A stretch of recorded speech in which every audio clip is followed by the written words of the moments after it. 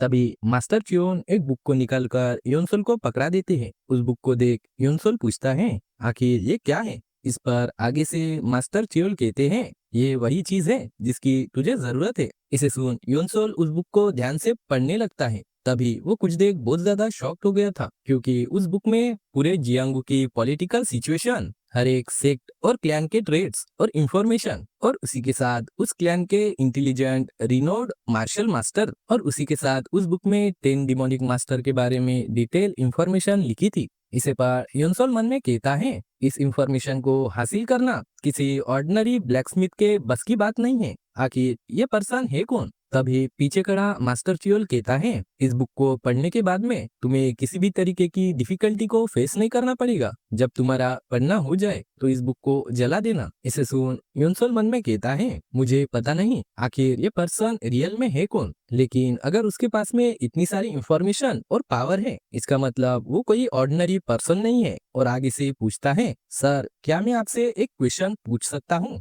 इसे सुन मास्टर चियोल कुछ देर के लिए सोच में पड़ गए थे। आगे हमें उन दोनों को टेबल पर बैठे दिखाया जाता है। आगे से मास्टर चियोल कहते हैं, एक ऐसी एबिलिटी जिससे तुम बोन्स और मसल को फ्रीली यूज कर सकते हो, जिसकी मदद से तुम अपवर्ड स्ट्राइक करके एक मूविंग पर्सन के दोनों हाथ क्लीनली कट के साथ में काट सकते हो, और उसी के साथ में लीथल पॉइजन जो कि फ्लेश को रोट कर दे, और लास्ट में हिडन वेपन्स। इस पर आगे से योनसोल हामी भरता है। आगे से मास्टर चियोल कहते हैं, एक ऐसा पर्सन जिसके पास में एक्सीलेंट स्वॉर्डमैनशिप हो, जो पॉइजन को भी यूज करता और हिडन वेपन्स भी कैरी करता हो। तुम्हारे बताने से ऐसा लगता है वो कोई स्पाई है जिसने अपनी ट्रू आइडेंटिटी को कभी जियांगू में रिवील नहीं किया। इस बात को सुन योनसोल हैरान हो गया था और आगे पूछता है, क्या आपके कहने का मतलब वो कोई डिमोनिक पाथ का मार्शल मास्टर नहीं है? इस पर मास्टर चियोल कहते हैं, हाँ मुझे ऐसा शक हो रहा है उसने अपनी ट्रू आइडेंटिटी छुपाने के लिए उन सभी टेक्निक्स को यूज किया, जिसकी वजह से पूरा शक डिमोनिक सेक्ट पर जाए। इसे सुन योनसोल अपने मन में कहता है, इसका मतलब वो कोई डिमोनिक पाथ का मार्शल मास्टर नहीं है। मुझे पहले से उन ऑर्थोडॉक्स के कमीनों पर शक हो रहा था, लेकिन फिर भी मुझे उसे किसी न किसी तरीके से पकड़ना ही होगा। योनसोल की बेचैनी को देख मास्टर चियोल कहते हैं, वो योनसोल, मेरे पास तुम्हारे लिए एक ऑफर है। और इसी के साथ हमारा सीन शिफ्ट होता है। हमें वनरिंग बिस्ट पवेलियन के ऑफिस को दिखाया जाता है। योनसोल वहाँ पर बैठा था। तभी वो कहता है, मैं बाहर जियांगू वर्ल्ड में जाना चाहता हूँ। इसे सुन मास्टर डैन कहते हैं, मुझे लगा ही था, आखिर तुम यहाँ पर ऐसे क्यों आए? क्या फाउंडिंग डिवाइन स्क्वाड के साथ में तुम्हारा एक्सपीरियंस काफी नहीं था? इस पर आगे से योनसोल कहता है, फाउंडिंग डिवाइन स्क्वाड के साथ में जो एक्सपीरियंस मिला वो काफी ज्यादा वैल्यूबल है, लेकिन मुझे ऐसा फील हो रहा है मुझे और भी ज्यादा रियल लाइफ सिचुएशन को फेस करना होगा और भी ज्यादा स्ट्रॉन्गर बनने के लिए। इसे सुन आगे से मास्टर डैन कहते हैं, हाँ मुझे समझ आ गया, तुम्हें जियांगू वर्ल्ड में बाहर जाने की परमिशन लेने के लिए किसी न किसी हॉल या स्क्वाड से एफिलिएट होकर उनके हेड से परमिशन लेनी होगी। इस पर आगे से योनसोल कहता है, हाँ मुझे इसके बारे में पता है, इसी वजह से मैं साल्वेशन स्क्वाड को ज्वाइन करना चाहता हूँ। इस नाम को सुन वाइस मास्टर डैन के कान खड़े हो जाते हैं और वो गुस्से में खड़े होते हुए कहते हैं, आखिर तुम्हें इसके बारे में किसने बताया? इस पर योनसोल कहता है, मैंने ये सब मास्टर चियोल से सुना है। तभी हमें कुछ देर पहले का सीन दिखाया जाता है, जहाँ पर मास्टर चियोल कहते हैं, बू योनसोल, साल्वेशन स्क्वाड को ज्वाइन कर लो। साल्वेशन स्क्वाड एक ऐसी स्क्वाड है जो डील करती है एसेसिनेशन, किडनैपिंग और भी ज्यादा इंपॉर्टेंट मिशन। वो लोग डिमोनिक पैलेस के ऐसे मिशंस करते हैं जिन्हें ऑफिशियली रिकॉग्नाइज नहीं किया जाता। ये तुम्हारे लिए एक गुड अपॉर्चुनिटी है जिसकी मदद से तुम्हें जो चाहिए वो तुम पा सकते हो। इस बात को सुन योनसोल मन में कहता है, करंट सिचुएशन के हिसाब से उस किलर के बारे में कोई भी क्लू ढूंढना ये काफी ज्यादा डिफिकल्ट है। अगर मैंने साल्वेशन स्क्वाड को ज्वाइन कर लिया तो मुझे उसके बारे में क्लू मिल जाएगा। वो लोग ऐसे मिशंस करते हैं जिसमें जान का खतरा हो, इसका मतलब मैं भी स्ट्रॉन्गर हो जाऊंगा। तभी हमें प्रेजेंट का सीन दिखाया जाता है, जहाँ पर वाइस मास्टर गुस्सा होते हुए कहते हैं, नहीं मैं इस बात को अलाउ नहीं कर सकता। क्या तुम्हें पता भी है वो लोग क्या करते हैं? इस पर आगे से योनसोल कहता है, हाँ मुझे उनके बारे में पता है। जिस मोमेंट मैं उनको ज्वाइन करूंगा मेरी पूरी आइडेंटिटी को इरेज कर दिया जाएगा और मुझे हर एक मिशन में अपनी जान को दाव पे लगाना होगा। आगे से मास्टर डैन कहते हैं, हाँ एग्जैक्टली, वो लोग डिमोनिक पैलेस के लिए हर टाइप के डर्टी वर्क्स को करते हैं। अगर तुमने उन लोगों को ज्वाइन किया तो तुम्हें पूरी तरह से अपनी एफिलिएशन और नाम को इरेज करना होगा, जिसके बाद हम किसी भी तरह से तुम्हारी हेल्प नहीं कर पाएंगे। सिर्फ वो लोग जो अपने क्राइम्स को छुपाना चाहते हैं या फिर जल्दी पैसा कमाना चाहते हैं, सिर्फ वही लोग इस स्क्वाड को ज्वाइन करते हैं। क्या तुम सच में इस बात को लेकर सीरियस हो? इसे सुन आगे से योनसोल कहता है, मैं जल्द से जल्द स्ट्रॉन्गर बनना चाहता हूँ। अगर स्ट्रॉन्गर बनने का पाथ साल्वेशन स्क्वाड है तो मैं जो भी जरूरी होगा वो मैं करने को तैयार हूँ। वैसे भी 10 डीमन मास्टर ये तो बस टूल्स है जिसकी मदद से ऑर्थोडॉक्स मार्शल मास्टर को जान से मारा जाएगा। इसकी वजह से जो स्ट्रॉन्गर होगा वही बेटर होगा। आगे से मास्टर डैन कहते हैं, जैसे कि तुमने कहा मोस्ट ऑफ द 10 डिमोनिक से वो सिर्फ अपनी गोल को अचीव करने के लिए 10 डिमोनिक मास्टर का यूज करेंगे, लेकिन हम उनसे डिफरेंट है क्योंकि मैं तुम्हें पवेलियन का एक प्रॉपर मेंबर बनाना चाहता हूँ। इस बात को सुन योनसोल एक पल के लिए हैरान हो गया था। तभी वो हंसते हुए कहता है, हाँ मुझे पता है आप क्या कहना चाहते हो, लेकिन ये भी एक रीजन है जिसकी वजह से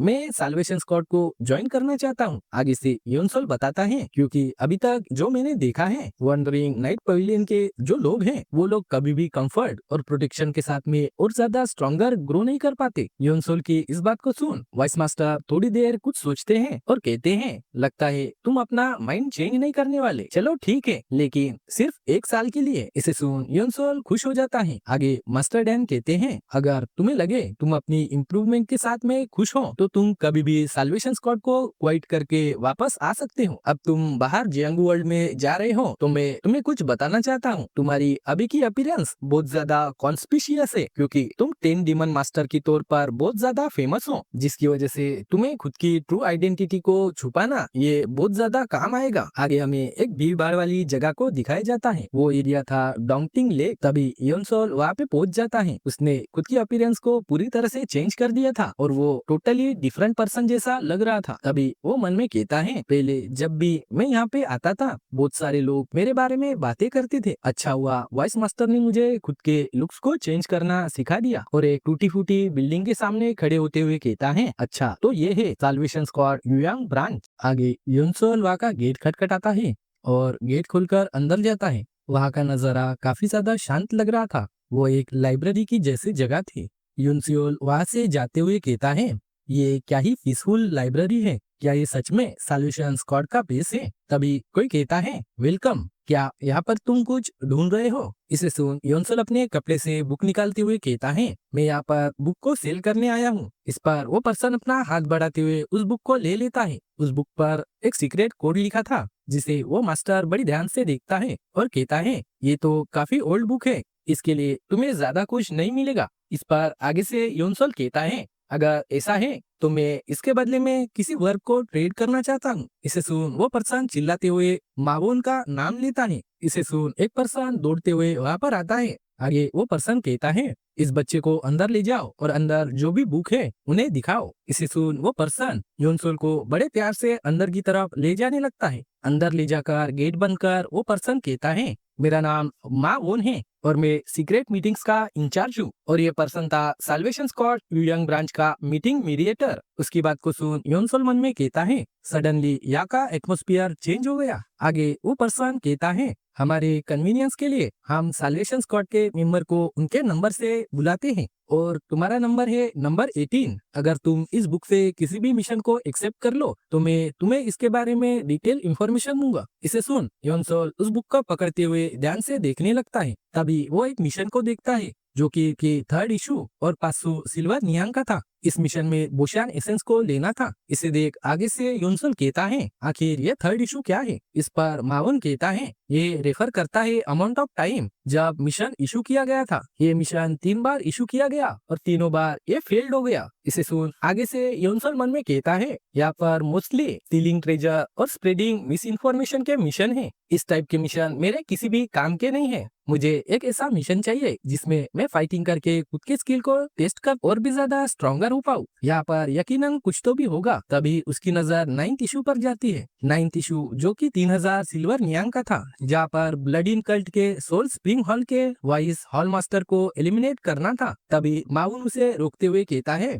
तुम्हें उस मिशन को देखने की कोई जरूरत नहीं है, क्योंकि साल्वेशन स्क्वाड के मिशन 4 लेवल में सेपरेटेड है। जैसे जैसे तुम नंबर 1 के क्लोजर जाओगे उतने ही ज्यादा मिशन हार्ड होते जाएंगे। नंबर 2, ये मिशन उन लोगों के लिए है जो इस स्क्वाड में 3 साल से भी ज्यादा रह चुके हैं, और लेवल 1 मिशन रिजर्व्ड है टॉप स्किल मेंबर के लिए, इसलिए वो सिर्फ बेस्ट लोगों को ही दिए जाएंगे। इसलिए लेवल 2 ये हाईएस्ट लेवल है जो कि तुम चूज कर सकते हो। सोल स्प्रिंग हॉल का वाइस मास्टर ये बहुत ही ज्यादा फेमस है अपने मार्शल आर्ट के लिए। उसने अभी तक काउंटलेस असेसिन के साथ में डील किया है, इसलिए नॉर्मल टैक्टिक्स उस पर वर्क नहीं करेगी। इसीलिए ये मिशन 3000 सिल्वर नियांग का है। इस बात को सुन योनसोल सोचते हुए कहता है, यही तो वो मिशन है जिसे मैं ढूंढ रहा था। वो मास्टर माउन भी योनसोल को ऐसा करते हुए बड़ी गौर से देख रहा था। तभी योनसोल उस बुक को बंद करते हुए कहता है, तो ठीक है, मैं इसी मिशन को चूज करता हूँ। इसे सुन मास्टर माउन कहते हैं, क्या तुमने सुना नहीं? मैंने क्या कहा था? ये कोई ऐसा मिशन नहीं है जिसे तुम इजीली पास कर सकते हो। इस पर आगे से योनसोल कहता है, मुझे इससे फर्क नहीं पड़ता। और मन में कहता है, जो बुक एल्डर मास्टर चियोल ने दी थी उस बुक में वाइस हॉल मास्टर के बारे में भी इंफॉर्मेशन लिखी थी, इसलिए ये कोई इम्पॉसिबल मिशन नहीं है। आगे से मास्टर माउन भी उसे घूरते हुए कहता है, मुझे तो लगा था ये कोई ऑर्डिनरी बच्चा नहीं है, लेकिन ये तो बस एक डेस्परेट किड है जो कि जल्द से जल्द मरना चाहता है। और एक गहरी सांस लेकर वहाँ पर बने लालटेन की रस्सी को खींचते हुए कहता है, जो क्लॉथ्स और इक्विपमेंट तुम्हें मिशन के लिए चाहिए वो सभी प्रिपेयर्ड हो गए हैं। और उस लालटेन की रस्सी को खींचते ही वहाँ पर एक सीक्रेट रूम ओपन हो जाता है। उस रूम में डिफरेंट टाइप के वेपन और हिडन वेपन्स रखे हुए थे।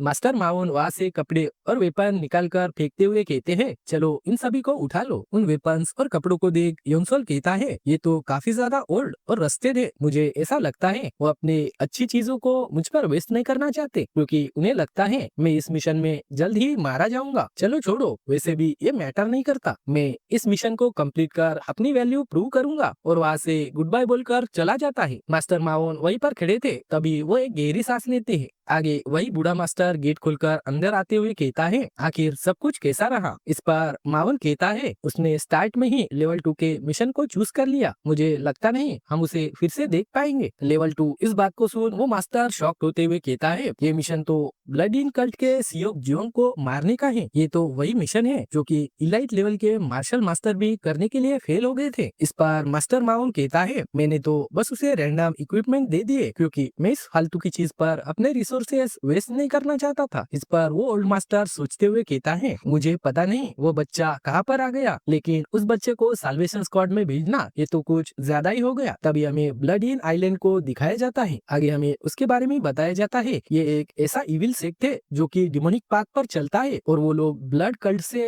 रिलेट करते हैं। भले ही ये आइलैंड पूरी तरह से शट डाउन हो, लेकिन फिर भी उन्हें फूड आइटम्स और इम्पोर्टेंट सामान की डिलीवरीज चाहिए होती है। और हमें दिखाया जाता है बहुत सारे लोग उस आइलैंड पर सामान ले जा रहे थे। तभी कोई कहता है, मुझे माफ कर देना, ये मेरा फर्स्ट टाइम है, मैं जल्दी जल्दी से काम को खत्म करता हूँ। ये हमारा योनसोल ही था। वो अपने मन में कहता है, मैं इन शिप्स को यूज कर ब्लड इन आइलैंड में इन्फिल्ट्रेट करने में कामयाब हो जाऊंगा। आगे हमें उसी ब्लड आइलैंड को दिखाया जाता है जहाँ पर वो लड़का अपने काम कर रहा था। तभी वहाँ पर खड़े एक एल्डर की नजर उस पर पड़ती है। वो एल्डर उस लड़के को आवाज देते हुए कहता है, ओए बच्चे। तभी वो लड़का बहुत ज्यादा शॉक्ड हो जाता है, क्योंकि वो एल्डर बड़ी तेजी से उस लड़के के पास आते हुए अपनी शॉर्ट उस लड़के के गले पर लगा देते हैं। इसकी वजह से उस लड़के के गले पर एक कट का निशान बन जाता है। आगे वो एल्डर अपने मन में कहता है, इस लड़के के एक्सप्रेशन को देख तो ऐसा लगता है कि उसने आज तक कभी भी मार्शल आर्ट को सीखा नहीं है। और उस लड़के से कहता है, मुझे लगता है तुम वो स्पाई नहीं हो। और वहाँ से जाते हुए कहता है, जल्दी से फिजिशियन को बुलाओ और उसे ट्रीट करो। बाकी सभी लोग भी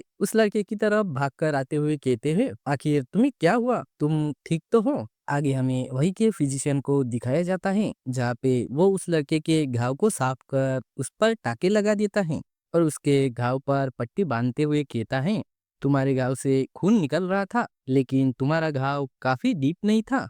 मैंने उसको अच्छी तरह से सील दिया है, इसलिए ये 7 दिनों में पूरी तरह से ठीक हो जाएगा। इस पर उसके साथ वाला पर्सन कहता है, थैंक यू, आप बहुत ज्यादा स्किल्ड हो, आपने हमारी मदद की। तभी वो फिजिशियन अपने रूम में जाते हुए कहता है, ये बहुत ज्यादा बुरा हो सकता था, लेकिन अब मैं सेफ हूँ। और वहाँ का दरवाजा बंद करते हुए कहता है, और यहाँ पर हमें पता चलता है योनसोल ने उस लड़के का नहीं बल्कि इस फिजिशियन का भेस लिया था। वो मन में कहता है, एक फिजिशियन पर कभी डाउट नहीं करते अगर वो बहुत ज्यादा स्किल्ड हो, और समंदर में काम करने वाले लोग हमेशा उनका वेलकम करते हैं। मैंने बॉडी ट्रांसफॉर्मेशन आर्ट जो मैंने वॉइस स्क्वाड लीडर से सीखी थी, और ऑरा कैमोफ्लाज आर्ट जो मैंने मास्टर चियोल से सीखी थी, उसकी वजह से मैं ये परफेक्ट डिस्गाइज ले पाया। वो सभी शिप्स कल सुबह को यहाँ से निकल जाएगी, इसलिए मुझे कुछ भी करके सियोक जियोंग को आज रात को ही मारना होगा। आगे हमें उसी ब्लड आइलैंड को दिखाया जाता है जहाँ पर कुछ देर बाद में रात हो गई थी। तभी हमें जंगल का सीन दिखाया जाता है जहाँ पर योनसोल बड़ी तेजी से कहीं पर भागते हुए जा रहा था। वो एक बेहद ही सुंदर पैलेस के पास में पहुंच जाता है और एक चट्टान के ऊपर से देखते हुए कहता है, अच्छा तो यही है ब्लड इन कल्ट। और बड़ी गौर से उस कल्ट को देखने लगता है जहाँ पर उस कल्ट के बाहर बहुत सारे गार्ड तैनात थे। तभी योनसल वहां से जंप करता है और अपने स्विफ्ट फैंटम मूव को यूज कर आगे बढ़ने लगता है। योनसोल एक बिल्डिंग के छत के ऊपर जाकर बैठ जाता है और वहां से नजर रखने लगता है। तभी उसकी नजर सियोक जियोंग पर पड़ती है। वो बड़े आराम से अपने कोर्टयार्ड में घूम रहा था। उसे देख योनसोल मन में कहता है, मैं उसकी इंटरनल एनर्जी यहाँ पर भी फील कर पा रहा हूँ। वो तो सच में जितना बताया गया था उतना ही स्किल्ड मार्शल आर्टिस्ट है, लेकिन कुछ तो स्ट्रेंज है। उस पर 9 असैसिनेशन अटेम्प्ट पहले ही हो चुके हैं, लेकिन फिर भी वो अपनी इंटरनल एनर्जी को ऐसे इमिट कर रहा है जैसे कि उसको कुछ फर्क ही नहीं पड़ता। लगता है ये किसी टाइप का ट्रैप है, इसलिए मुझे केयरफुल होकर आगे बढ़ना होगा। और यंगसोल छुपके छुपके वहाँ पे अंदर जाने लगता है जहाँ पे सियोक जियोंग एक हॉल से आगे बढ़ रहा था और योनसोल छुपके से उस पर नजर रखे हुए था। तभी योनसोल मन में कहता है, ये प्लेस, इसकी स्मेल को देख ऐसा लगता है वो पर्सन ब्लड इन कल्ट के मेडिसिन स्टोरेज की तरफ जा रहा है। मैंने ऐसा सुना है कि वो स्टोरेज अंडरग्राउंड में है। यकीनन से वो प्लेस साउंड प्रूफ होगा और वही परफेक्ट प्लेस है उसको जान से मारने के लिए। तभी सियोक जियोंग एक जगह पर रुक जाता है और अपने सेंसेस को एक्टिवेट कर कुछ तो भी सेंस करने लगता है। तभी वो वहाँ पर बने अंडरग्राउंड मेडिसिन स्टोरेज में चला जाता है। इसे देख योनसोल एक रात की सांस लेते हुए कहता है, मुझे तो लगा था मैं यहाँ पर पकड़ा ही गया था। और योनसोल भी धीरे धीरे वहाँ पर अंदर जाने लगता है। तभी वो अपने आगे एक खुले हुए दरवाजे को नोटिस करता है और उस दरवाजे से अंदर झांकते हुए देखता है वो सियोक जियोंग वहाँ पर कुछ तो भी चेक कर रहा था। तभी योनसोल वहाँ पर अंदर आते हुए कहता है, वो कम्प्लीटली वल्नरेबल है, यही मेरा चांस है, मुझे बस एक ही अटैक में उसे जान से मारना होगा। तभी योनसोल का पाव एक ट्रैप को एक्टिवेट कर देता है। योनसोल जैसे ही अपने ऊपर देखता है बहुत सारे हिडन वेपन्स उस पर अटैक कर देते हैं, लेकिन योनसोल बड़ी तेजी से उन सभी हिडन वेपन्स को लॉन्च कर लेता है और खुद को संभालते हुए कहता है, ये तो एक हिडन ट्रैप था, मैं बड़ी मुश्किल से इससे बच पाया। तभी आगे से वो सियोक जियोंग कहता है, गुडनेस, तुम सभी असैसिन्स एक जैसे होते हो। तुम सभी लोग इस प्लेस को देखकर ही मुझ पर एम्बुश करके मुझे जान से मारने की कोशिश करते हो, लेकिन तुम्हारा टाइमिंग काफी ज्यादा खराब है। तभी हमें दिखाया जाता है सियोक जियोंग जिस स्पॉट को चेक कर रहा था उसमें उन्हीं बाकी असैसिन्स के कटे हुए सर रखे थे। तभी सियोक जियोंग अपनी तलवार निकालते हुए कहता है, अभी के लिए मेरे पास बहुत ज्यादा खाली जगह है जिसमें एक और सर आराम से फिट हो सकता है।